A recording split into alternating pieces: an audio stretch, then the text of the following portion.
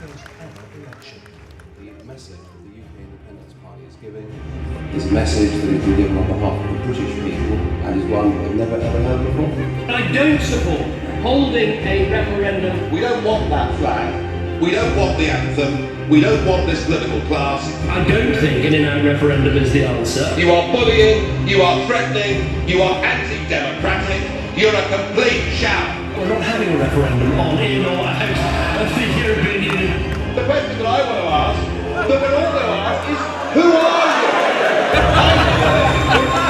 Nobody in Europe had ever heard of you. I would like to ask the President, who voted for you?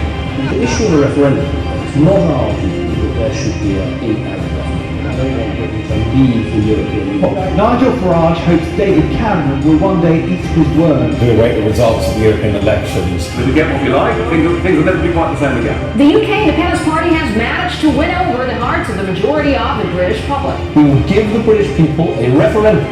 It will be an in-out referendum. My vision is to put this country and the British people first, and for us to divorce ourselves from political union and to re-engage with the rest of the world. It is upbeat, it is optimistic, and do you know something? I think we're going to win.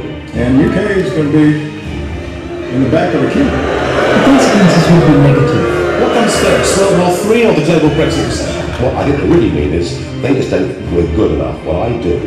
Give us a beat for Brexit. Hey! That's it. Give us a beat for Brexit. Our leaders don't believe in the country.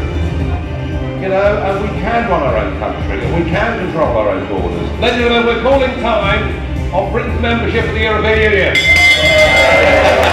This is one vote that really will change things. So go out, vote for your country, vote with your heart, and do it. The wait is over. Brits head to the polls today to decide their future if they choose Brexit, to leave the European Union. In or out, it is too late to change your mind now. Dare to dream that the dawn is breaking on an independent, united kingdom. And Sky News is projecting that the UK has It's Independence Day. We all do beautiful in this country of overcome the establishment. There are 17 million people that voted for Brexit. It's a victory for ordinary people. June the 23rd needs to become a national bank holiday, and we will call it Independence Day.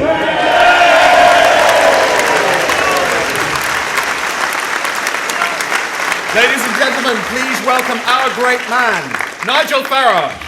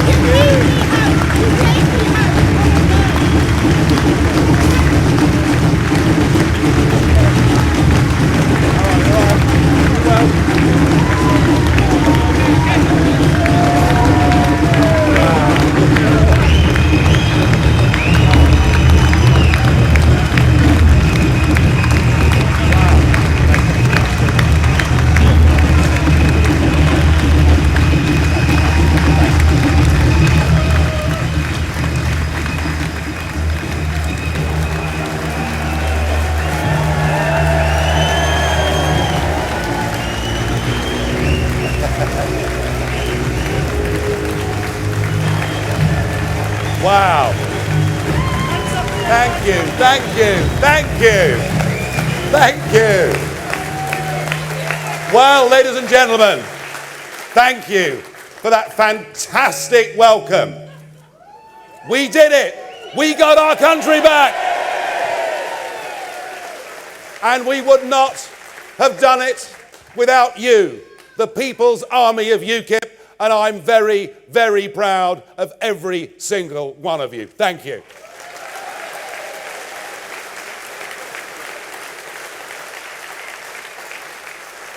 The events of June the 23rd, as by sort of 3 and 3:30 in the morning, we realised we were going to win, felt to me like a fairy tale, frankly, that had come true.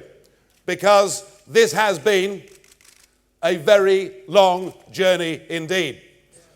25 years ago, I joined the Anti-Federalist League. Not many people can say that, because there weren't many of us. And then in 1993, it became UKIP. And I said to myself, it doesn't matter that all my friends and family and business colleagues think I've gone mad.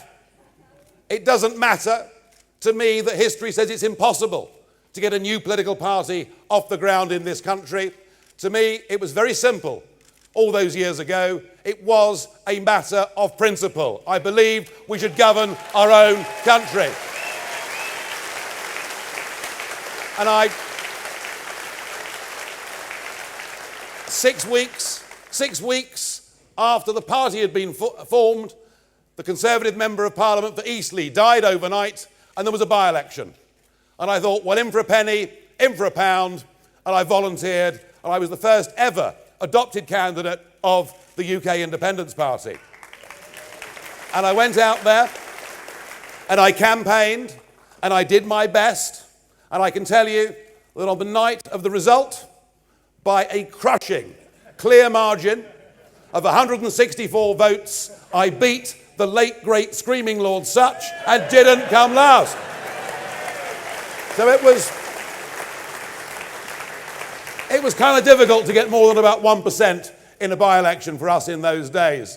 But things changed in 1999 with the advent of proportional representation for the European elections. And no one thought that we had a chance. I always did.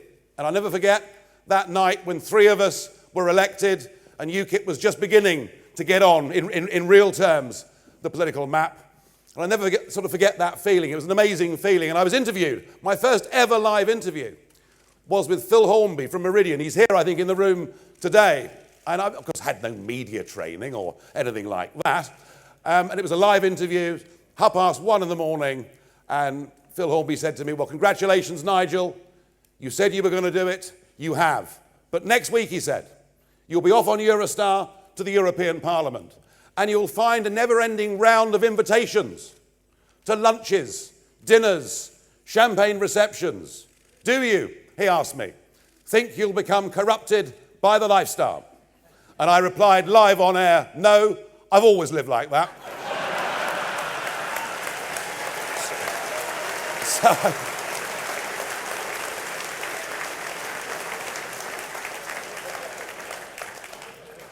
Well, at least it was true. We went on for year after year. Being part of UKIP, it's been like a Big Dipper ride. Successes, dramatic failures, internecine warfare, all the things that happen within any political party. But we first really got onto the political big time early in 2013.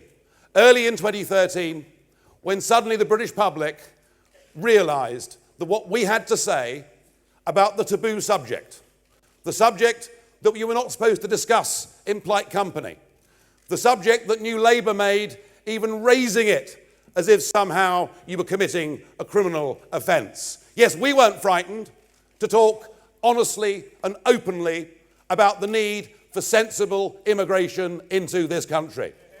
And we talked about it.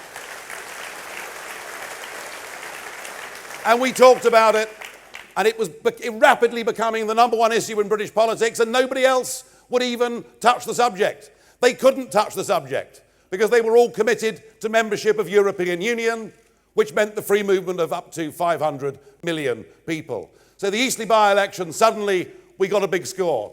We then went into the county elections of that year. And I remember I was due in Millbank, #4 Millbank, where all the broadcasters are. I was due in there at about 9 o'clock to do some interviews about UKIP overnight getting 23% of the national vote.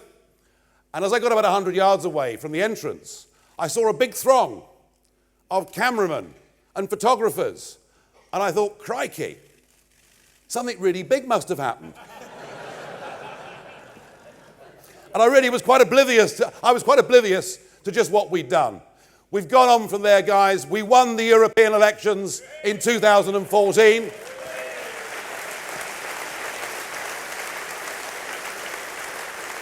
the first party that wasn't Labour or Tory to win a national election since 1906. Without us, there would have been no referendum.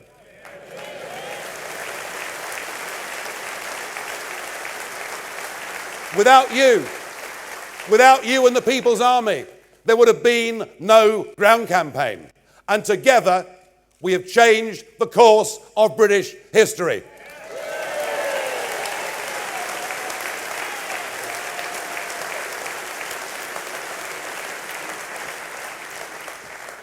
And we've brought down a Prime Minister.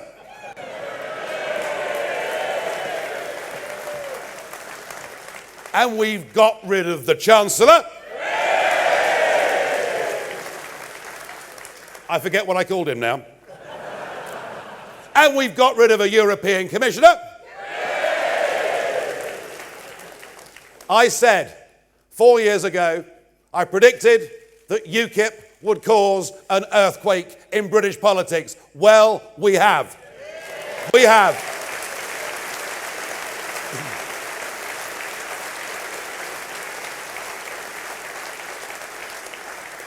So the question is, what now? We have a new Prime Minister who has said that Brexit means Brexit. A new Prime Minister who, when she started, looked to be very sure-footed on this issue. But I have a feeling that things are beginning to change. When I saw her at the G20, making her speech afterwards, she said that the British people voted in the referendum for some control of immigration from the European Union. No, Prime Minister, we voted to take back control of our borders. Simple as.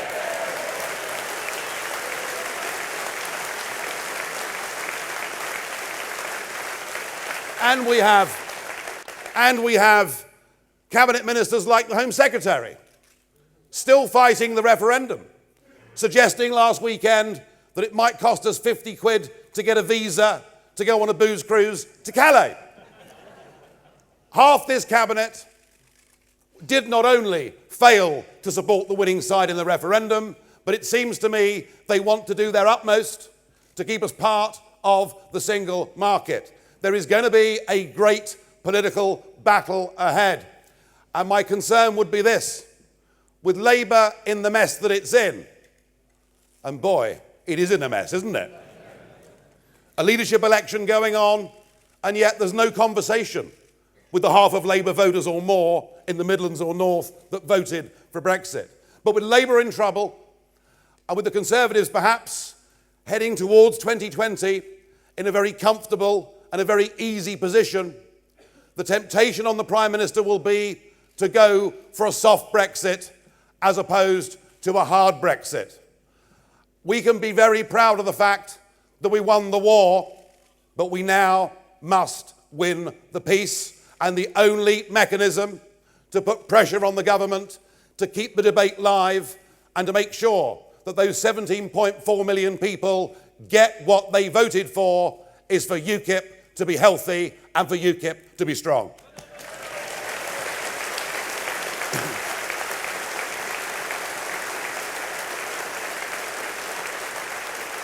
We will find out at 1:30 who our new leader is. And I wish them, I'm guessing it's going to be a her, but we'll see. I wish them the very best of luck. And my job is not to meddle. My job is not to try and influence. But my job will be, if that leader wants any help and advice, then make no mistake about it, I am still foursquare behind this party's and its aims.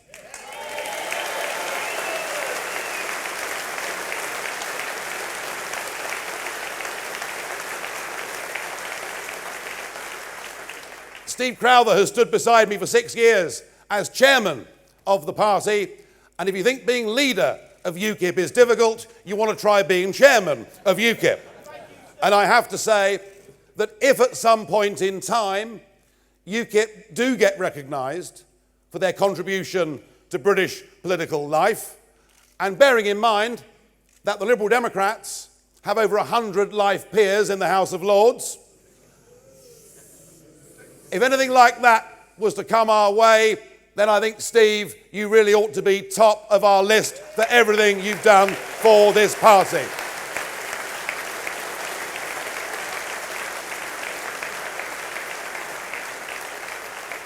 Steve talked about reform, he talked about change. Remember this, UKIP was a grassroots political party.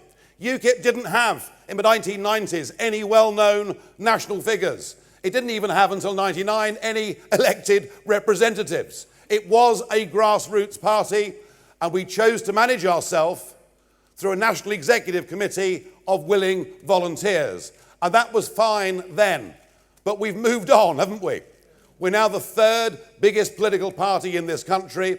We have to change our management structures, and we have to guard, because one of the problems of success is that it brings people into the party who perhaps don't do it for altruistic aims for the country or its people, but perhaps are more motivated by their own professional careers in politics.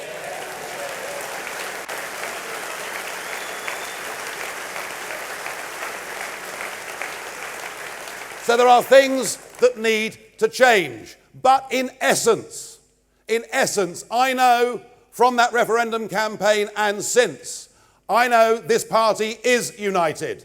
I know this party is strong. You've only got to look at the by-elections week after week in Kent to see that since the referendum, UKIP is winning. And there are millions of people out there who now identify as UKIP voters. They believe in us. They trust us. They think we're speaking up for them. And the fact that we've changed the centre of gravity of British politics, the fact that many of the things that we've campaigned on, whether it's grammar schools or foreign aid or whatever it may be, the fact the others are talking about it doesn't mean they're going to deliver it. And it's us that has to keep pushing all of those agendas. Not only are there millions of people out there who feel loyal to us, but I don't think that the harvest of votes that we could potentially get from the Labour Party has really even started yet.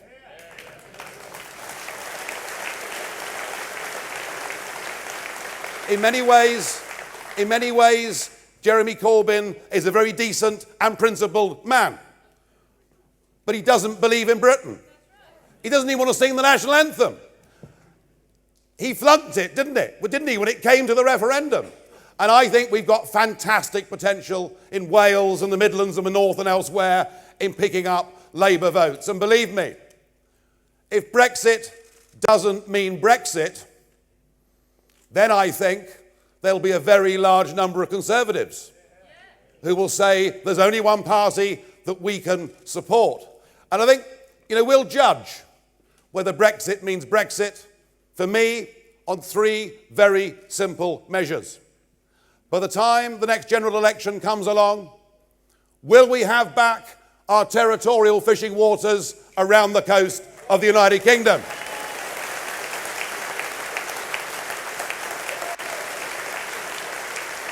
Will we be outside the single market so that the 90% of our businesses that don't trade with Europe don't get regulated by Europe? And above all, the acid test of Brexit. The only time we will really know, you might have seen this before actually, the only time we will know that Brexit means Brexit is when that has been put in the bin and we get back a British passport.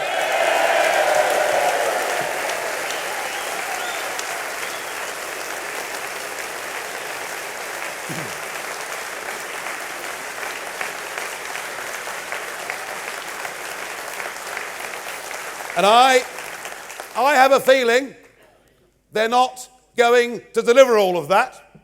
And I'm certain they won't deliver it unless UKIP is strong and fighting hard in every single constituency in this country. As I say, we've won the war, we must now win the peace. For my part, today closes the chapter on what has been a pretty extraordinary few years. I honestly looking back, could never really have dreamt that we would achieve what we have. I have put absolutely all of me into this.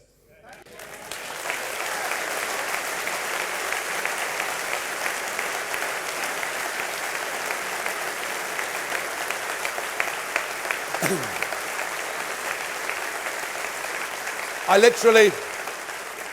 literally couldn't have worked any harder or couldn't have been more determined. In a sense, I guess it's been my life's work to try and help get this party to this point. I frankly don't think I could do any more. I think, folks, I've done my bit.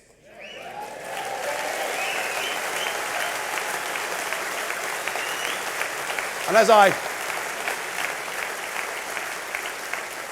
but I'm not giving up on politics completely. As I say, I will support the new leader. I'm going to continue to lead a group in the European Parliament, sitting next to Mr. Juncker, and making my constructive contributions.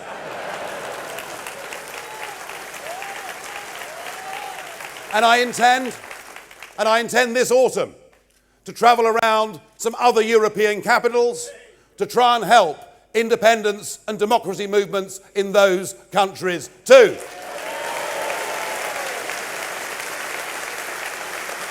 And who knows, I may even go back to the United States of America at some point between now. So I'm going to be engaged. I'm going to be engaged in political life without leading a political party, and it's going to leave me freer. It's going to leave me less constrained. From now on, I'm really going to speak my mind.